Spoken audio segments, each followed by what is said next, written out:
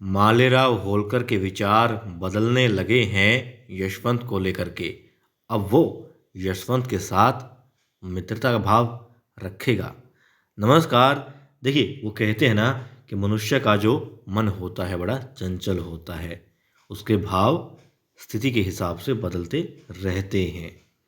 कामना और क्रोध दोनों ही कारणों में उसमें परिवर्तन आता रहता है, जो कि स्वाभाविक है। और यहाँ पर अब मालेराव होलकर, जो अब तक हीन समझता था यशवंत को, अब उसे मजबूरी वश अपनी जान बचाने के लिए हाथ बढ़ाना पड़ा यशवंत की तरफ मदद का। और उसने मदद भी की। दोनों ने मिलकर फिर लड़ाई भी लड़ी, या यूं कहें तीनों ने, क्योंकि देवी अहिल्या भी वहाँ पर थी। और सकुशल देवी अहिल्या और मालेराव यशवंत की बदौलत, उसकी सहायता की बदौलत महल में आ गए हैं। जो मुहिम थी, जिसे अंजाम देना था, उसे बखूबी अंजाम देकर लौट आए हैं। तो कुल मिलाकर के यहाँ पर अब ना चाहते हुए भी उसने सहयोग लिया, सहायता ली, और ये उसके लिए बहुत बड़ी बात है।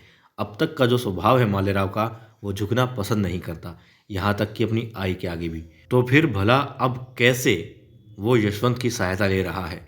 वो इसीलिए ले रहा है क्योंकि वो हालात को अब समझने लगा है।